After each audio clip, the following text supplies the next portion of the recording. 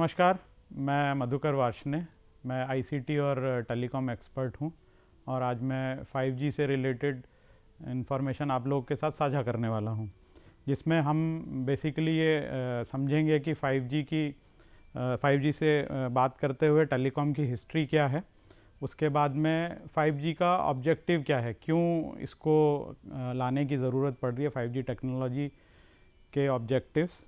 तीसरा होगा 5G के लिए ग्लोबल सिनेरियो क्या है, इस समय दुनिया भर में क्या चल रहा है।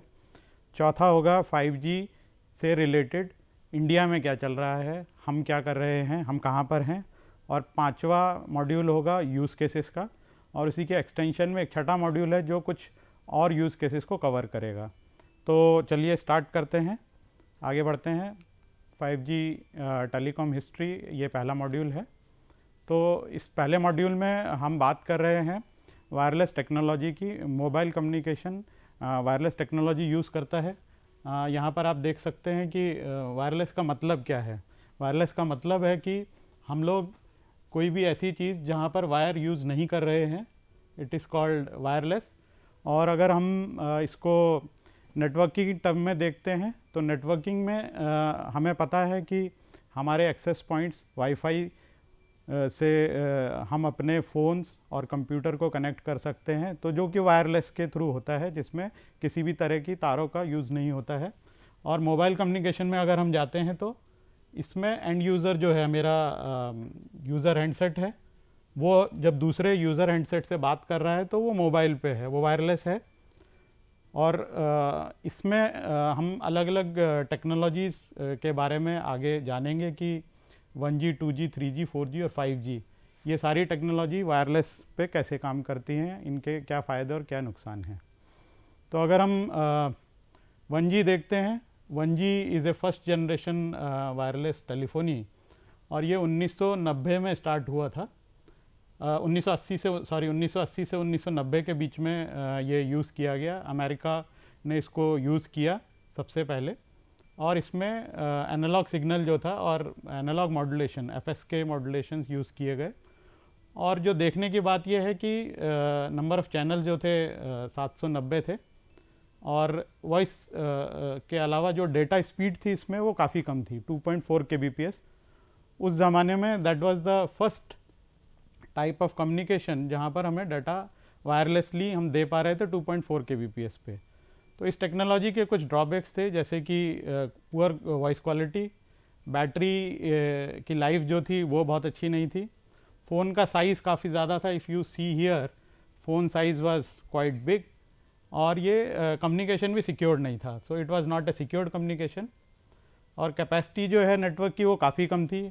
पूरे देश में अगर हम देखें, अमेरिका में एक ही चैनल यूज़ हो रहा था और उसकी फुल कैपेसिटी 790 थी, जो कि किसी भी तरीके से उनकी पूरी पॉपुलेशन को कैटर नहीं कर सकती थी। और हैंड ऑफ का एक फ़ीचर होता है मोबाइल कम्युनिकेशन में, ये भी इतना रिलायबल नहीं था। तो इसके चलते फिर आगे की एडवांस टेक्नोलॉजीज़ का इनोवेशन हुआ। 2G जो थी 1990 के बाद में 1991 में 2G technology, second generation technology launch की गई, जिसमें GMS के मॉड्यूलेशन यूज़ किया गया। पिछले 1G में हमने देखा कि हम एनालॉग FSK यूज़ कर रहे थे, यहाँ पर we are move to digital signals, digital technology using GMS के मॉड्यूलेशन, और हमें डेटा स्पीड भी बढ़ गई यहाँ पर 64 kbps। इसमें दूसरे फ़ायदे जो हमें मिले कि हम 2G नेटवर्क जो कि GSM नेटवर्क है, उस पर हम SMS भेज सकते हैं। इसके अलावा कुछ पिक्चर मैसेजेस भी हम बाद में भेज पाए, और मल्टीमीडिया मैसेजेस भी हम इस पर भेज पाए। तो ये पहले 1G के मुकाबले बेटर है, इसमें क्वालिटी और कैपेसिटी बेटर थी। बट इसके भी कुछ ड्रॉबैक्स थे एज ए टेक्नोलॉजी। इसमें डिजिटल सिग्नल क्योंकि यूज़ हुआ, तो इसके चलते there was a issue of the signal की क्वालिटी अच्छी होनी चाहिए, कवरेज अच्छी होनी चाहिए, which was not able to achieved in digital communication at that time. So there it was seen as a drawback. And video की demand बढ़ने लगी, तो video was not able to send by 2G। So then 3G technology, इसके पहले 2.5, जिसको हम GPRS बोलते हैं, जनरल पैकेट रेडियो सर्विस, इसका लॉन्च किया, जिसमें हमारा डेटा स्पीड बढ़ गया using the same type of modulation. Speed जो थी हमारी 144 kbps तक हमें मिल रही थी और इसमें हम वीडियो कॉल के दिशा में आगे बढ़े। साथ में अगर आप देखेंगे तो ये टाइम पर हम लोग ने इंटरनेट से डाटा डाउनलोड करना शुरू कर दिया। इस टेक्नोलॉजी से हम इंटरनेट भी एक्सेस कर पाते थे। तो अगर आप देखेंगे तो it takes time, MP3 file को 6 से 9 मिनट इसको डाउनलोड करने में लगते थे। और सबसे बड़ी बात है फीचर फ़ोन। फीचर फ़ोन का मतलब है कि आपको याद होगा नोकिया के फीचर फ़ोन्स जिसमें एक अपना OS होता था वो इस्तेमाल करने शुरू कर दिए। तो ये एक तरह से टेलीकॉम में नेक्स्ट लेवल का इनोवेशन आया जिसमें कि फ़ोन की क्वालिटी काफ़ी इम्प्रूव हुई। तो इसके बाद में हम लोग 3G टेक्नोलॉजी पर पहुंच गए। 3G जो कि ईयर 2000 के आसपास में इंट्रोड्यूस हुई और जो पीछे जो भी इश्यूज़ हमें मिल रहे थे टाइम डिवीजन, मल्टीपल एक्सेसिंग और CDMA टाइप के मॉड्यूलेशन स्कीम से, उसको ओवरकम करते हुए हमने ये देखा कि 3G के अंदर में हम ज़्यादा डेटा स्पीड डिलीवर कर पा रहे हैं, अप टू 14 Mbps। और आगे के सालों में हमें 72 Mbps पे भी हम लोग जा पाए। बट उसी समय पर हमें 4G भी मिलने लगा, तो इसलिए 3G की पॉपुलैरिटी आगे आगे कम होती गई। इसके कुछ और फीचर्स थे कि इसके थ्रू हम लोग वीडियो कॉल कर सकते थे, इसकी सिक्योरिटी बेटर थी और जो सबसे बड़ी बात थी स्मार्टफोन, जो कि आज सबसे बड़ा इनोवेशन है कम्युनिकेशन इंडस्ट्री का। स्मार्टफोन हमें मिल गए और स्मार्टफोन की वजह से हम लोग काफ़ी सारी ऐप बेस्ड चीज़ें जो आज हम कर पा रहे हैं और आज जिस तरह से कम्युनिकेशन ने एक नए आयाम खोल दिए वो हम देख पा रहे हैं। तो इसमें डाटा स्पीड जो थी वो काफ़ी बढ़ गई और हमारी डाउनलोड की स्पीड उससे ज़्यादा बढ़ गई। इसमें भी फिर भी कुछ ड्रॉबैक्स फिर भी हमें देखने को मिले, जिसमें जो फ़ोन की कॉस्ट थी वो ज़्यादा थी, हायर थी, और price of 3G licence services वो भी ज़्यादा था और unable to meet the demand of higher speed. तो इस समय पर लोगों को एक अच्छे नेटवर्क, अच्छी स्पीड और अच्छी एप्लीकेशंस के बारे में समझ में आने लगा कि मोबाइल कम्युनिकेशन के थ्रू वायरलेस के ऊपर भी हम अच्छा डेटा स्पीड, अच्छी वॉइस, अच्छी वीडियो कॉलिंग चाहते हैं, जो कि 3G में हमें पूरी तरह से नहीं मिल पा रही थी। और 3G के डेवलपमेंट के साथ ही साथ में 4G का डेवलपमेंट भी शुरू हो गया। 4G में ख़ास बात ये थी कि इसमें मॉड्यूलेशन स्कीम चेंज कर दी गई, जो कि पहले वाइड स्पेक्ट्रम यूज़ हो रहा था। इसमें ऑर्थोगोनल स्पेक्ट्रम यूज़ किया गया, orthogonal frequency duplex, and speed जो थी हमें 100 Mbps से 1 Gbps तक इसमें मिलने लगी, जिसके चलते 3G की पॉपुलैरिटी कम होने लगी और 3G का अडॉप्शन भी कम हुआ। फीचर इसमें हमें ज़्यादा मिले, इसमें कैपेसिटी भी हमें ज़्यादा मिल रही है और कॉस्ट जो है पर बिट की, डेटा स्पीड हमें कम खर्चे पर मिलने लगी, जो कि हम आज भी देखते हैं कि जिस तरह से इंडिया में अलग अलग ऑपरेटर्स 4G स्पीड दे रहे हैं, काफ़ी कम कॉस्ट पे दे रहे हैं। और इस टेक्नोलॉजी को हम लोग LTE कॉल करते हैं। तो आप कहीं अगर 4G की बात करते हैं तो आप किसी IT ICT के बंदे को बात करते हैं तो आप यू कैन टेल कि it is LTE, so it equivalents to 4G technology. इसमें जो ड्रॉबैक्स हैं वो ये हैं, क्योंकि फ़ोन और computers can draw more power, more data speed, so you need more power, and in phones उतना पावर के लिए you need a better battery, जो कि अवेलेबल नहीं हो पा रही है, जिस वजह से हमारे को आज की डेट में इस तरह के चैलेंजेस हैं कि जो हमारे 4G इनेबल्ड फ़ोन हैं वो बहुत जल्दी डिस्चार्ज हो जाते हैं। हमें बार बार दिन में 2-3 बार रिचार्ज करना पड़ता है अगर हम बहुत ज़्यादा डेटा इंटेंसिव एप्लीकेशन यूज़ कर रहे हैं। 4G in compare to other technologies जो पीछे टेक्नोलॉजी थी, डिप्लॉय करना थोड़ा मुश्किल पड़ रहा है और हार्डवेयर काफ़ी कॉम्प्लिकेटेड है टेलको के प्रोस्पेक्ट से। एंड यूज़र को तो वो पता नहीं चलता है और इक्विपमेंट की कॉस्ट भी कंपैरेटिवली हाई है if you compare with 2G and 3G। तो साथ में ही डिमांड आने लगी है, जिस तरह से हम टेलीकॉम का इवोल्यूशन देख रहे हैं कि हमें और ज़्यादा डिवाइसेस और ज़्यादा डेटा स्पीड मिलनी चाहिए और नई एप्लीकेशंस पे काम किया जाना चाहिए। तो इसी के संदर्भ में 5G का इनोवेशन सामने आया। जो कि लेट 2010 के टाइम पर इस्टेब्लिश हुआ। इसके अंदर में वीकेंड से जो इंसेप्शन हुआ है कि there will be no almost no limitation, और it will support fourth W, which is called wireless, means wireless world wide web, and the key factors will be ultra low latency. We will see in upcoming modules कि ultra low latency से मुझे क्या फ़ायदे हैं, highest speed क्या मुझे मिल रही है और उनके क्या फ़ायदे हैं और किस तरह के यूज़ केसेस हैं। और अगला है support of thousands of devices पर साइट। तो ये थाउजेंड ऑफ डिवाइसेस क्या हैं मेरे फ़ोन के अलावा, और ऐसी कौन सी चीज़ें हैं जिनको मैं यहाँ पर कनेक्ट करना चाहता हूँ। तो ये आगे आने वाले मॉड्यूल्स में हमें पता चलेगा। तो अगर हम समराइज़ करना चाहें तो किस तरह से हमारा मोबाइल नेटवर्क पास्ट में और आज आगे बढ़ रहा है।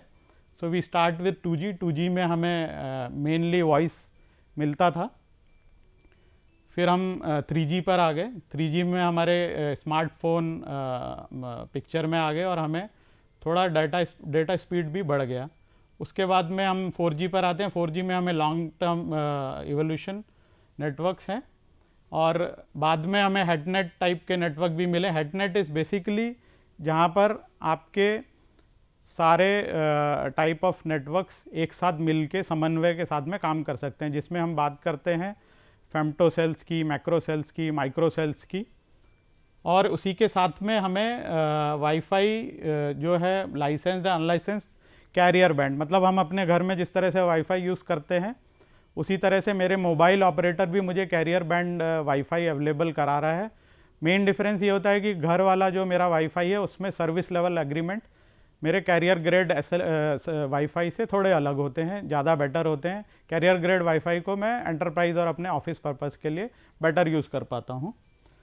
साथ में कुछ नई चीज़ें आ गई हैं, voice over LTE, voice over 4G, जो कि completely data means your all voice is digitalized here, and voice over Wi-Fi. Now the operators are coming with the option कि आपके घर में अगर मान लीजिए आपकी नॉर्मल टेक्नोलॉजी की कवरेज इज़ नॉट गुड, तो आपको वाईफाई के ऊपर भी आप अपना वॉइस ट्रांसफ़र कर सकते हैं और कॉल कर सकते हैं। नई चीज़ें जो ऐड हुई हैं टेक्नोलॉजी के साथ में, जिसमें कुछ चीज़ ऐसी है network function virtualisation, we call it NFV। इसमें जो एक तरह से डेडिकेटेड नेटवर्क में नोड यूज़ होते थे और हार्डवेयर सॉफ्टवेयर यूज़ होता था, इसको वर्चुअलाइज कर दिया गया है।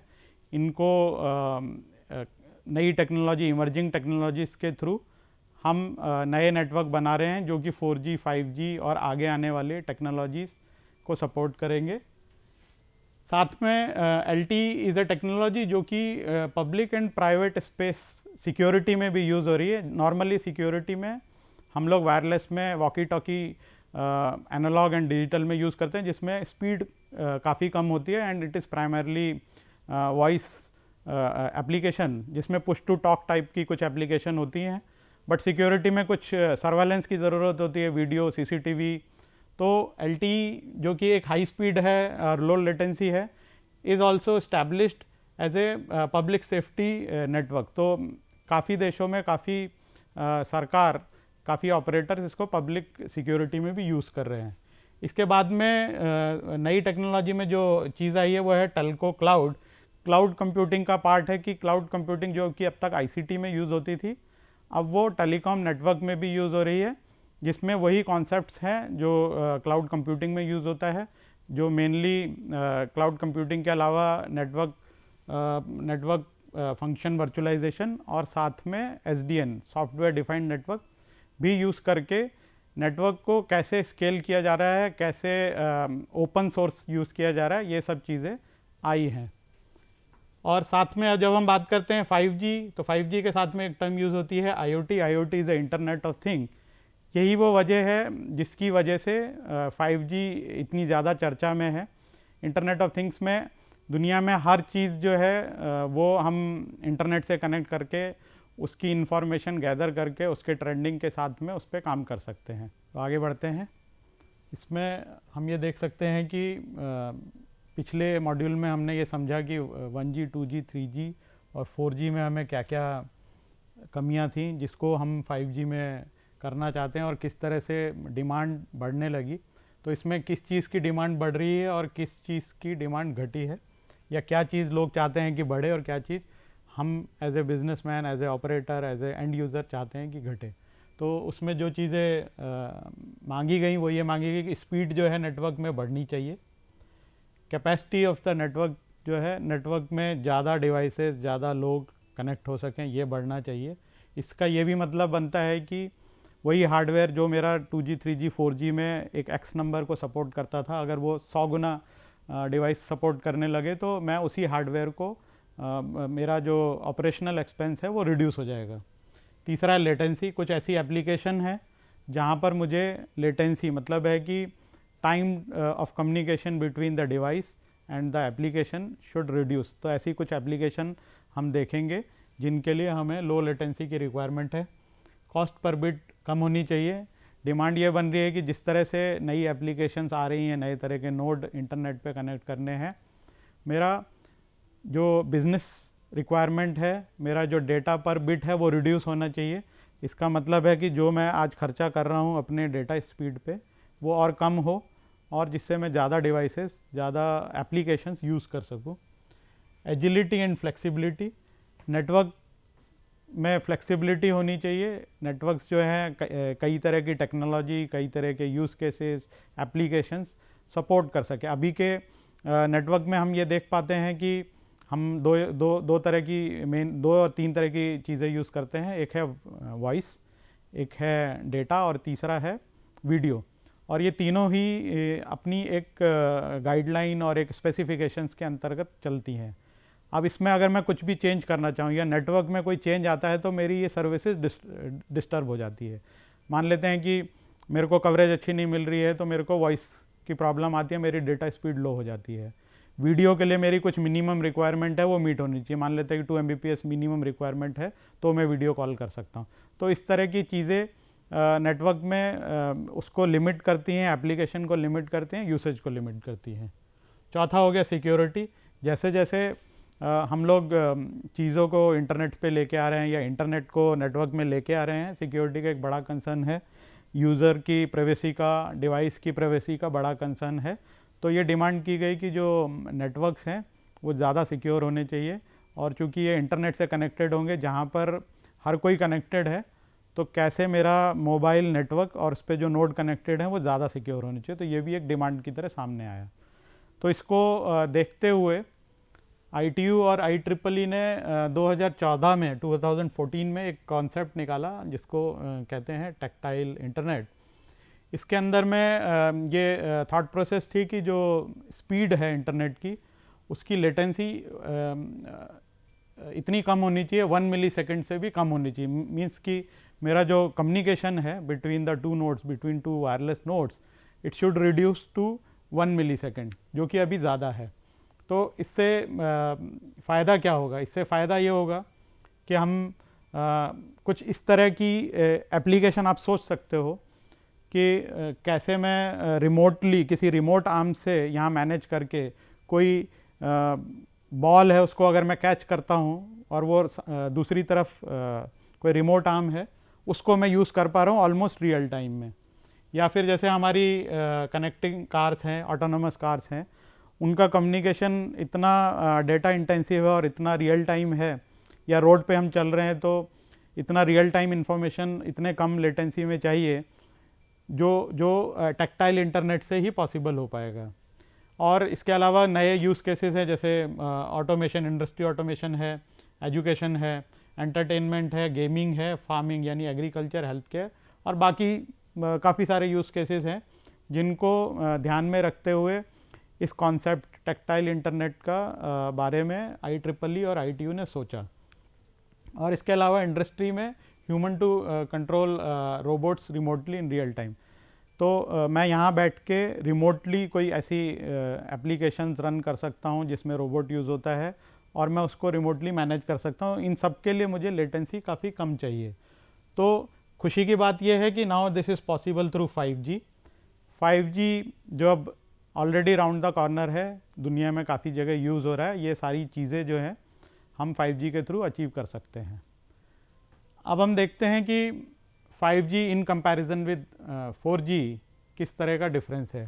जो मैंने पिछले स्लाइड में बात करी कि 4G में लेटेंसी, 5G में हम जो लेटेंसी है 1 मिलीसेकंड से कम की देख रहे हैं, तो 4G में क्या लेटेंसी है। 4G में ये लेटेंसी है 10 मिलीसेकंड की। If we use a standard formula speed versus distance का, तो हमें पता चलता है कि अगर मेरा टाइम ज़्यादा लग रहा है मतलब है कि मेरा स्पीड कम है। तो यहाँ पर अगर मैं टाइम कम लगा रहा हूँ इसका मतलब है मुझे ज़्यादा स्पीड मिल रही है। डेटा ट्रैफिक जो है 4G में मैक्सिमम इस समय जो एवरेज है 7.2 एक्साबाइट्स पर मंथ है, जबकि 5G में हम ये इन्विसाज कर रहे हैं कि 50 एक्साबाइट पर मंथ होगा, यानी कि तकरीबन 7 गुना ज़्यादा। पीक डेटा रेट जो 4G में इस समय अवेलेबल है वो 1 GB तक है, और जबकि 5G में हमें पीक डेटा रेट 20 GB मिल पाएगा। और अवेलेबल स्पेक्ट्रम जो ग्लोबली एवरेज यूज़ किया जाता है 3 गीगाहर्ट्ज़ यूज़ किया जाता है, जबकि 5G के लिए रेगुलेशन जो है 30 गीगाहर्ट्ज़ की बात कर रहा है। और जो कनेक्शन डेंसिटी है, जो हमने पहले बात करी इंटरनेट ऑफ थिंग्स IoT की, कि हर डिवाइस जो है वो अब अपनी बात बोल पाएगा, अपना इंफॉर्मेशन सेंड कर पाएगा, जिसको हम अपने बिजनेस और दूसरे पर्पसेस के लिए यूज़ कर सकते हैं। तो 100,000 कनेक्शन पर किलोमीटर स्क्वायर है। यहाँ पर हम 1,000,000 कनेक्शंस पर किलोमीटर स्क्वायर में पा लेंगे। ऐसा करके 5G में पॉसिबिलिटीज़ हैं।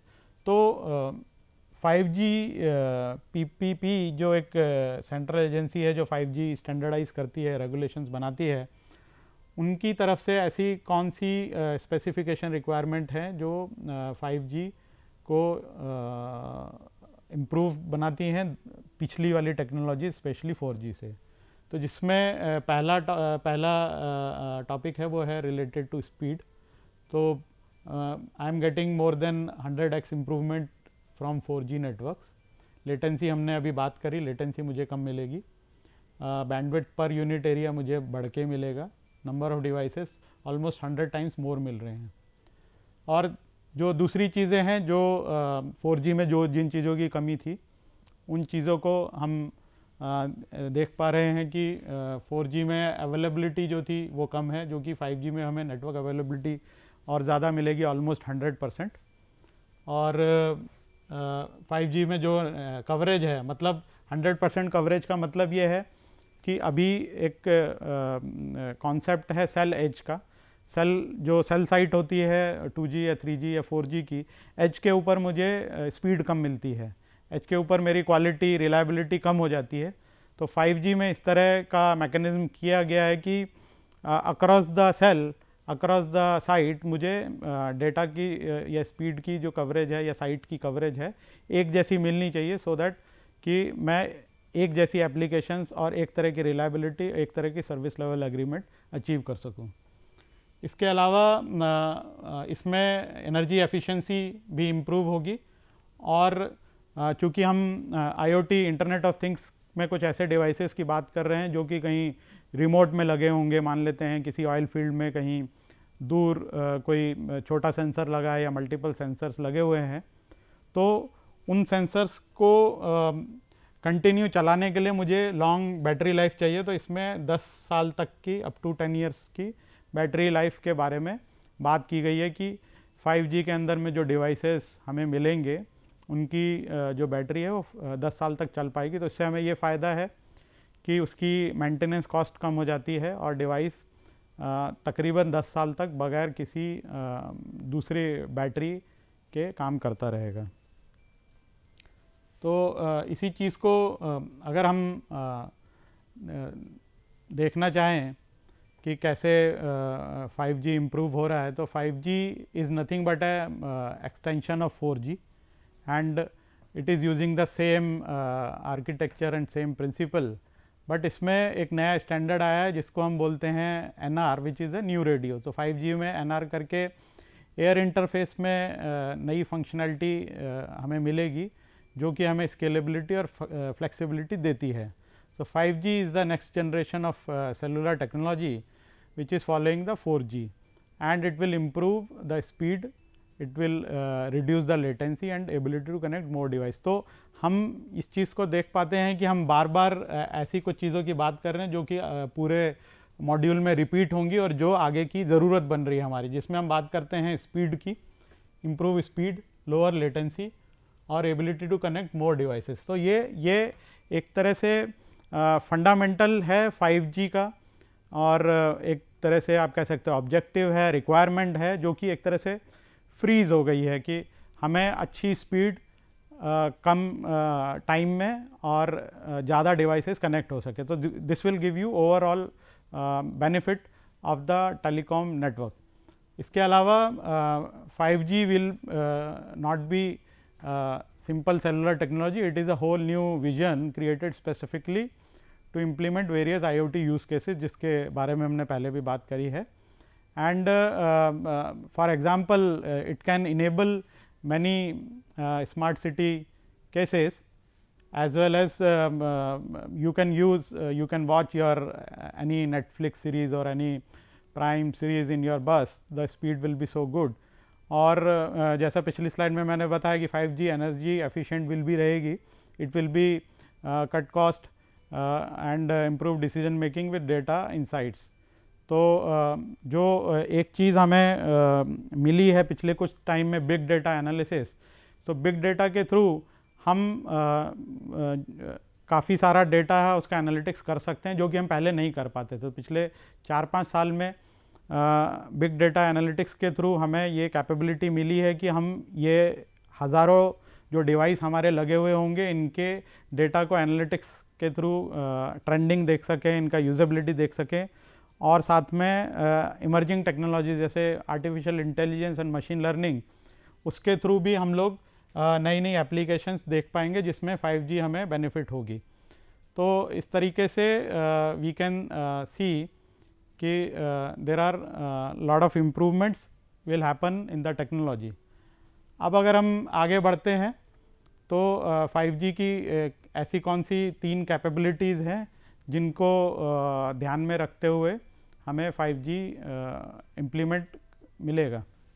तो इसमें हम देखते हैं जो इम्प्रूवमेंट है वो ये है कि मेन 3 कैपेबिलिटीज़ हैं। पहली है एनहांस मोबाइल ब्रॉडबैंड, दूसरी है massive machine type communication, and तीसरी है ultra reliable and low latency. So these are the actual terms, technical terms are used when we talk about 5G। तो आप ये याद रख सकते हैं EMBB, which is a full form is enhance mobile broadband. दूसरी है massive machine type communication MMTC, और तीसरी है URLLC, मतलब ultra reliable and low latency real time safety purposes. तो ये 3 चीज़ हमने पिछली स्लाइड में भी देखी कि उन्हीं 3 चीज़ों से रिलेटेड है, जिसको हम आगे देखेंगे। तो इनहांस मोबाइल ब्रॉडबैंड का मतलब ये है कि ये आपका जो करंट में मोबाइल ब्रॉडबैंड करंट में जो ब्रॉडबैंड स्पीड आपको मिल रही है फाइबर के थ्रू या किसी भी दूसरे ब्रॉडबैंड नेटवर्क के थ्रू, वो आपको वायरलेस पे भी अवेलेबल होगी, जिसके थ्रू आप ऐसे काफ़ी सारे बैंडविड्थ इंटेंसिव यूज़ केसेस हैं, जैसे ऑगमेंट रियलिटी, वर्चुअल रियलिटी या 3D वीडियोस है, वो आपको उसके लिए एप्लीकेबल होगा। साथ में एनहांस मोबाइल ब्रॉडबैंड में आपको improved and uniform high throughput experience, better in building and indoor coverage आपको मिलेगी, and it will able to capable it is having ability to capability to cater और डेंस एंड क्राउडेड एरियाज, जहाँ पर कुछ बड़े functions हो रहे हैं या जैसे स्टेडियम में कुछ गेम चल रहा है, तो आज की टेक्नोलॉजी में वहाँ पर हमें नेटवर्क में कंजेशन फील होता है, वहाँ पर हमें स्पीड नहीं मिलती है, वो प्रॉब्लम इससे दूर हो जाएगी।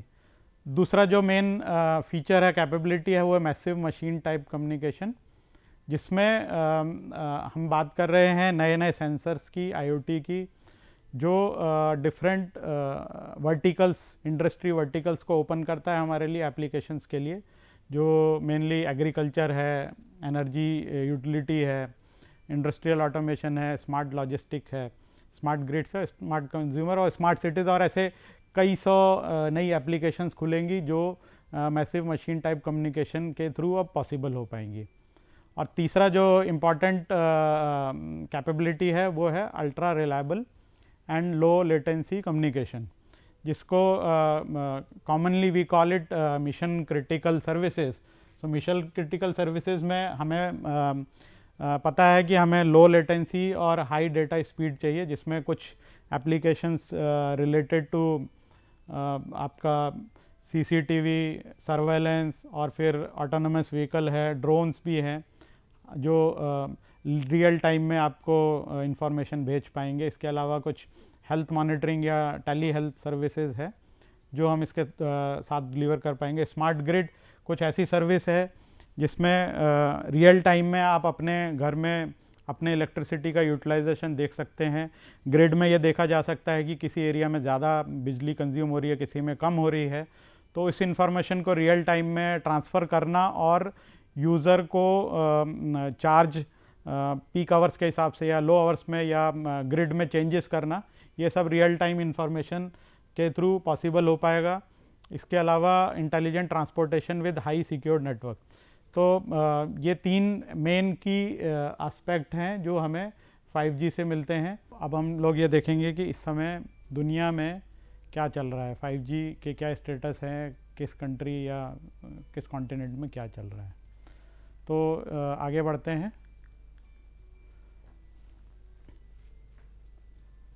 5G market share bye 2025। तो ये GSMA एसोसिएशन है जो इस तरह का डेटा रिलीज़ करती है।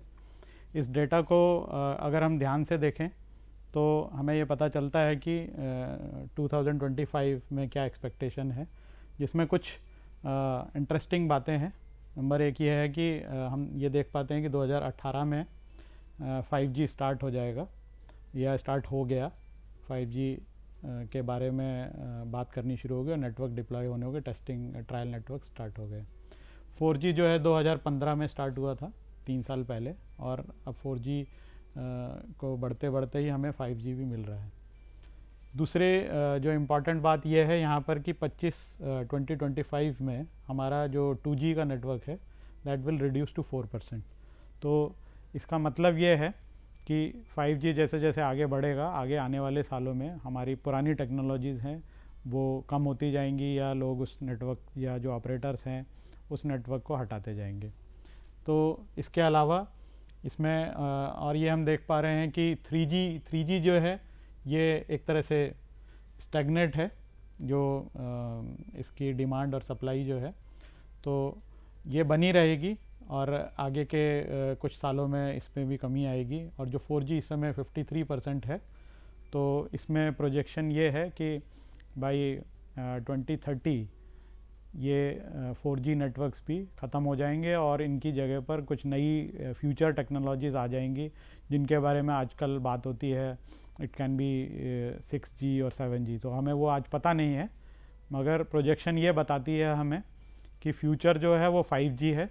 तो इससे हमें इस बात को समझने में आसानी होती है इस तरह के ग्राफ को देखने से कि 5G से रिलेटेड जो भी चीज़ें हैं या जो टेक्नोलॉजी से रिलेटेड जो भी इंफॉर्मेशन है, as a student, as a engineering student, college goer, I should see इसके बारे में मुझे ज़्यादा बात करनी चाहिए, ज़्यादा पढ़ना चाहिए, ज़्यादा नॉलेज लेनी चाहिए और इनके प्रोग्रेस को देखना चाहिए, ध्यान रखना चाहिए और इस तरह के इंफॉर्मेशन पे नज़र रखनी चाहिए।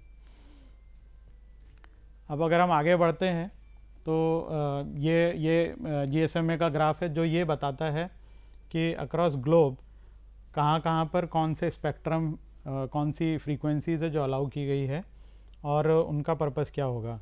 अब पिछले मॉड्यूल में हमने ये देखा था कि हम MMTC और URLCC जो हमारे दो एप्लीकेशंस हैं या दो फैसिलिटीज़ है जो हमें 5G में मिलेंगी, तो जिसमें हम मैसिव IoT डिवाइसेस जो कनेक्ट होंगे उसके लिए सब 6 गीगाहर्ट्ज़ बैंड है वो यूज़ करेंगे। इसका मतलब है कि 6 गीगाहर्ट्ज़ से नीचे वाला जो बैंड है which can be 600 megahertz, somewhere it is 700 megahertz और 3.45 3.4, 3.5, ये जो है ये these are good for massive IoT type of application जिसमें हमें थ्रूपुट कम चाहिए और कवरेज ज़्यादा चाहिए। और दूसरी, अगर इस मैप में आप देखते हैं, एक ख़ास बात ये है कि ऑलमोस्ट हर कंट्री में 3.5 के आसपास का एक फ्रीक्वेंसी बैंड है जो अलाउ किया गया है। तो इसका मतलब ये है कि 3.5 जो है एक तरह से यूनिवर्सल 5G बैंड है जो हर कंट्री में आपको मिलेगा। So this will be helpful कि आप डिवाइस या फ़ोन एक कंट्री से दूसरे कंट्री ले जाते हैं तो आपको रोमिंग पॉसिबल हो पाएगी। इसके अलावा कुछ जगह पर 64 और 71 गीगाहर्ट्ज़ भी अलाउ किया गया है। तो इसके बारे में ये थॉट प्रोसेस है कि 2019 में WRC world radio communication conference हुई थी जिसके अंदर में it was identified that additional band is required for ultra low latency and very high bit rate applications. तो जो हमने पिछली स्लाइड में देखा कि मुझे हायर थ्रूपुट और लो कवरेज मिलेगी, उसके लिए मुझे ऐसी बैंड चाहिए जिस पे मुझे स्पेक्ट्रम ज़्यादा मिल सके and then I can use for ultra low latencies applications. तो इस चीज़ को यहाँ पर डिस्कस किया गया और फाइनलाइज हुआ है। इस अगली स्लाइड में GSM एसोसिएशन की अगली स्लाइड में हम ये देख पा रहे हैं कि 5G का मोमेंटम किस तरह से चल रहा है। 2018 में हमने पिछली स्लाइड में देखा कि 2018 में 5G नेटवर्क्स डिप्लॉय होने स्टार्ट हो गए जो मेनली अमेरिका से स्टार्ट हुआ था। एंड उसके बाद में जो मेन मोमेंटम है 2020 के आसपास हमें देखने को मिल रहा है। इस समय हम देख पा रहे हैं कि काफ़ी सारे एशियन कंट्रीज़ हैं और अमेरिकन कंट्रीज़, नॉर्थ अमेरिका में नॉर्थ अमेरिका में भी इसको अडॉप्ट किया जाएगा और एशिया में, फार ईस्ट में और मिडल ईस्ट में इसको अडॉप्ट किया जाएगा। और जो आपका साउथ अमेरिका है और अफ्रीका के कुछ पार्ट हैं या फार ईस्ट के कुछ पार्ट हैं या यूरोप के कुछ पार्ट हैं, उसमें ये 2025 में तक ये सब आ जाएगा। तो अगर हम कुछ नंबर्स की बात करें तो इस समय approximately 40% of the mobile operator world wide have announced 5G commercial network plan, यानी कि 40% जो ऑपरेटर्स हैं ग्लोबली वो ऑलरेडी 5G के ट्रायल्स कर रहे हैं और कमर्शियल नेटवर्क प्लान कर रहे हैं, जिसमें मिडिल ईस्ट काफ़ी आगे है और 60% जो है वो 2020 में इस पे काम करना शुरू कर देंगे जैसे ही NR जो न्यू रेडियो स्टैंडर्ड्स हैं वो फ्रीज़ हो जाते हैं। तो जो पिछली स्लाइड में भी मैंने बात कही कि फ्यूचर इज़ 5G और 5G से रिलेटेड हमें अपनी इंफॉर्मेशन, नॉलेज, कॉम्पिटेंस बढ़ाते रहना पड़ेगा क्योंकि आगे नेटवर्क में 5G लगेगा और इससे रिलेटेड इमर्जिंग टेक्नोलॉजीज़ जिसकी हम बात करते हैं तो IoT, artificial intelligence, machine learning या फिर ऑगमेंट रियलिटी, वर्चुअल रियलिटी, ये सब नए ऐसे एरिया हैं, ऐसे फील्ड्स हैं जो हमें पढ़ने पड़ेंगे, करना पड़ेगा। और यहाँ AKTU में अच्छी बात है कि ऑलरेडी इमर्जिंग टेक्नोलॉजीज़ के ऊपर इस तरह के सेशंस और मॉड्यूल्स बनाए जा रहे हैं जो कि आपको हेल्पफुल होंगे। इसके आगे हम ये देख पा रहे हैं नंबर्स अगर और देखते हैं तो 120 ऑपरेटर के आसपास जो है वो 5G का ट्रायल इस समय कर रहे हैं और 70 जो ऑपरेटर्स हैं वो ऑलरेडी कमर्शियल लॉन्च प्लान कर चुके हैं।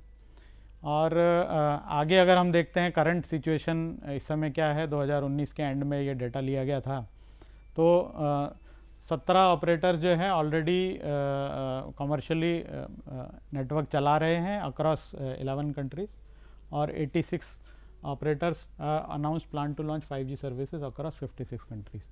तो इस डेटा का मतलब ये निकलता है कि 5G is going to happen very soon. हम 2020 में ऑलरेडी आ गए हैं और अगले 2-3 साल में 5G अक्रॉस ग्लोब सब जगह पर लॉन्च होगा, सब जगह पर यूज़ होगा, सब जगह पर ये नेटवर्क अवेलेबल होंगे।